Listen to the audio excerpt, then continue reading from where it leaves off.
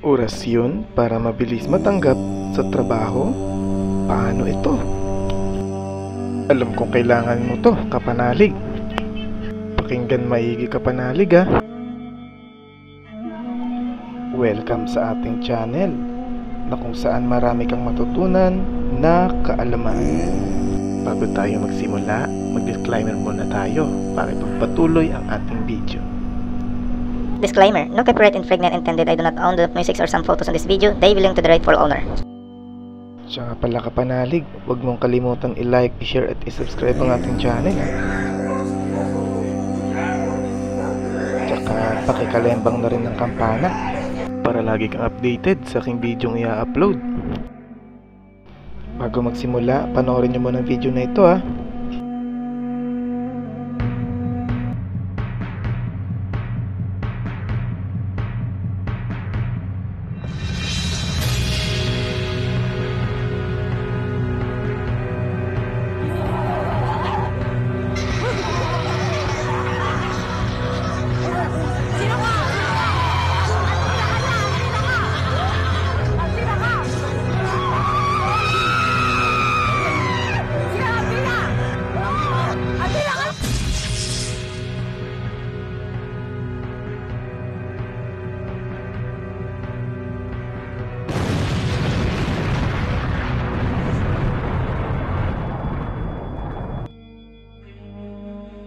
Ayan, kamusta mga kapanalig?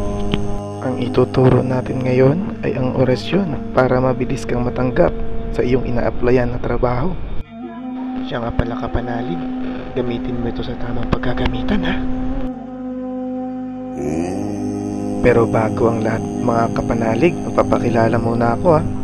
Ako si Babaylan EJ, ang retailer ng Negros Occidental. Kaya hindi na natin patatagalin ito. Kumuha ka na ng notebook at ballpen para maisulat ang mga orasyong ito.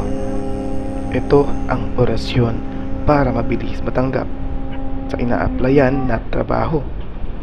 Pakinggan maigi. Tiyan nga pala, huwag uusalin ng malakas ha.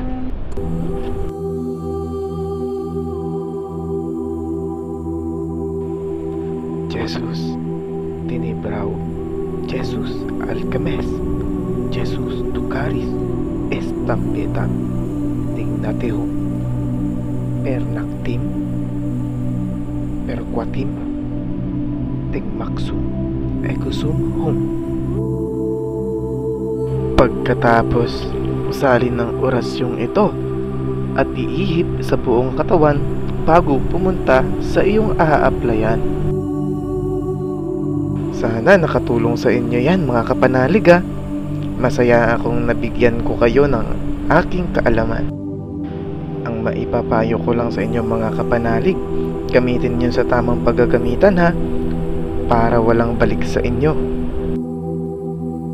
Uulitin ko, kung gusto niyo ng mga ganitong video, i-like lang ninyo mga kapanalig at i-share para marami pa tayong video kasunod na i-upload. Ayan, hanggang dito na lang tayo mga kapanalig ha. Maraming salamat.